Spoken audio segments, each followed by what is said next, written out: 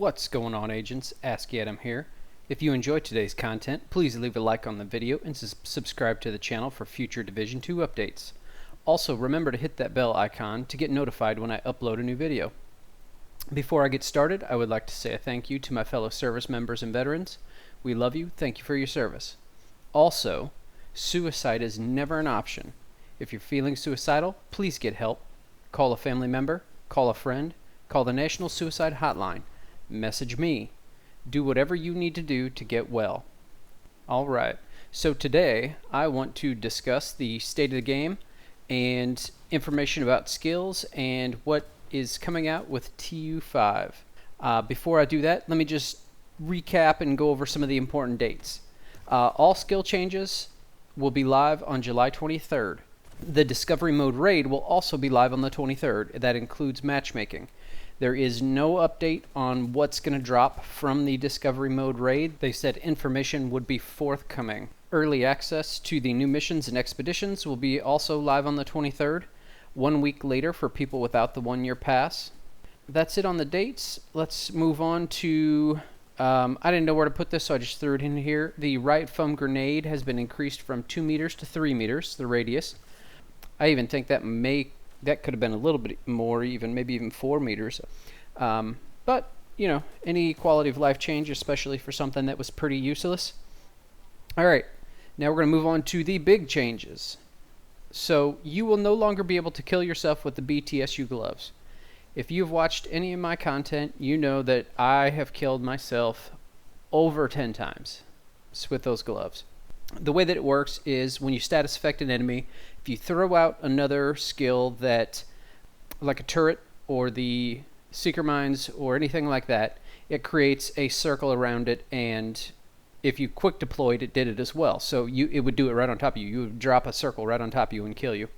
So now the way that it works is if you quick deploy, it will not do that. It will not have that status effect. It will not turn into a grenade. So you can set your turret down right next to you and it won't kill you. Now I assume if you go to throw it and you throw it very close to you, you may still be in the proximity of the explosion, but if you quick deploy, it will not kill you. So let's move on to, they have lowered the hard cap on skills from 10 seconds to 3 seconds. Now I'm going to let that sink in for just a second.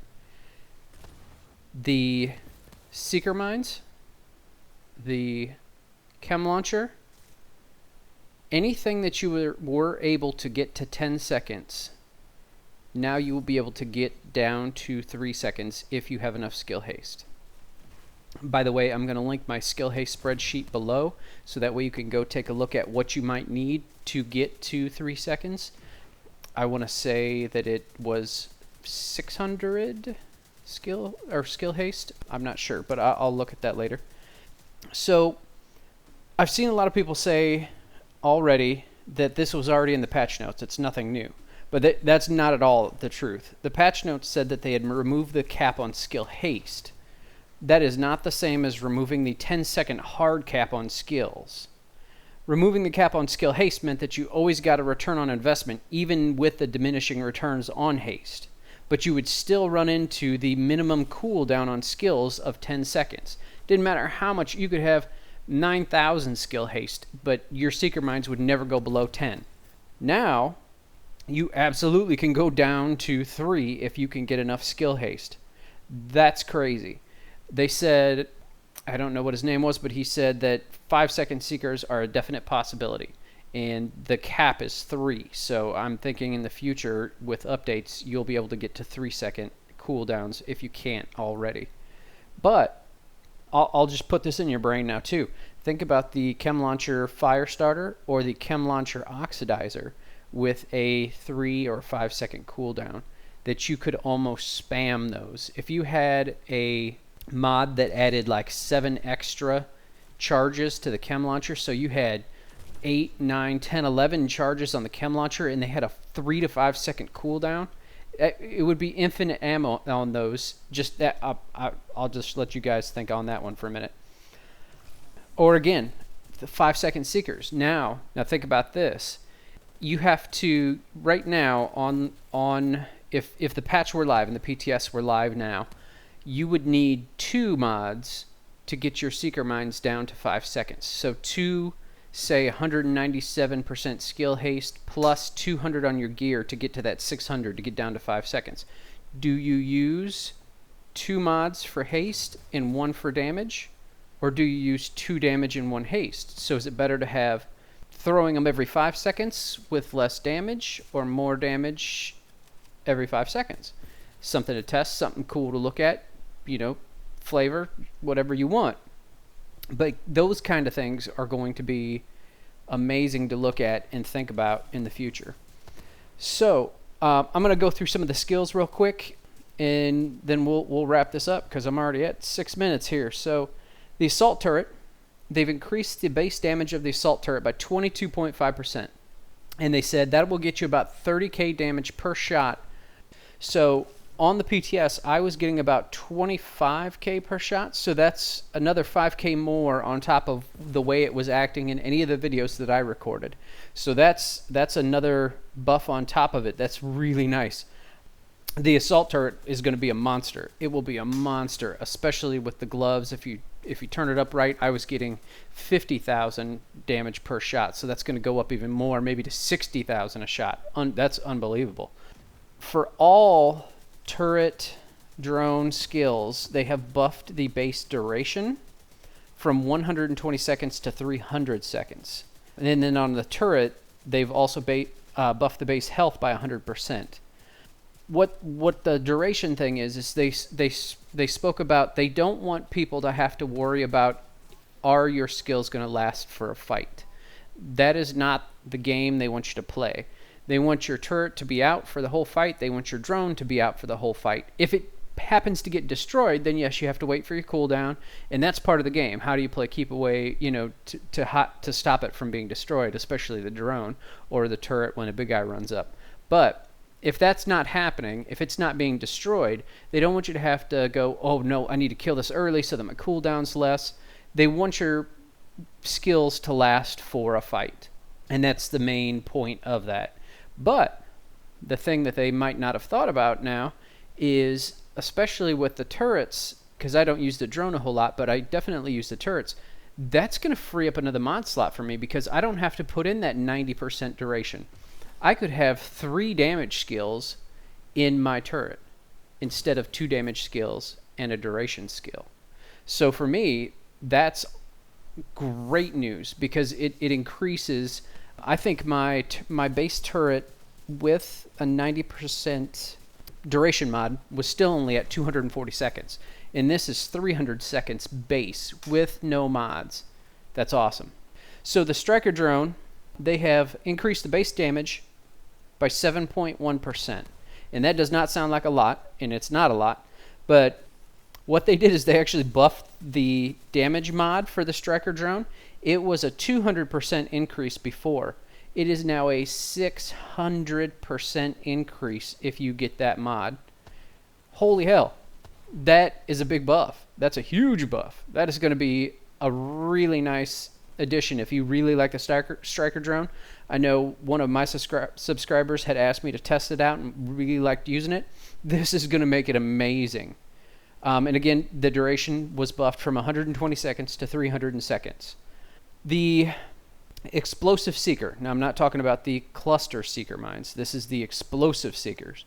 The base damage has been increased by 25%. The radius is 5 meters, and if my math is correct, and I can't remember, I could be wrong on this, but I want to say it was 500k base damage. That could be totally off. But if that's right, it's now going to be 650k base damage. Actually, now that I think about it, that may have been with mods in it, so that may not be correct. But still, they said they wanted the Explosive Seeker, the single Seeker mine, to be the highest burst damage of all the skills. Now the Cluster Seeker mine, the explosive radius, and this is huge. You know, everybody uses Cluster Seeker mines. That's, I mean, when the PTS goes live, that'll be my main build because that's what I have right now. I'd actually like to change that up maybe and try some other things out, but once it goes live, that's what I've got, so that's what I'll be using. The explosive radius is buffed from 3 meters to 4 meters, and the base damage of cluster seeker mines is increased by 42.8%. I looked at the patch notes for the PTS, and they had buffed it by 14% on the PTS that we were testing, and they were already hitting hard. 42.8%. Holy hell! I'm looking forward to that, to say the least. I mean, honestly, that's going to be really nice as well. Really looking forward to that. The Meanderseeker, they increased the duration from 120 to 300 seconds. Again, same thing. They don't want you to have to think about it. They just want you to put it out there, and if it gets destroyed, it gets destroyed, but they don't want you to have to go, oh, I got to cancel that early. Oh, let me watch this cooldown because I can't shoot because I'm watching my cooldowns. They just want you to throw it out there, let it do its job.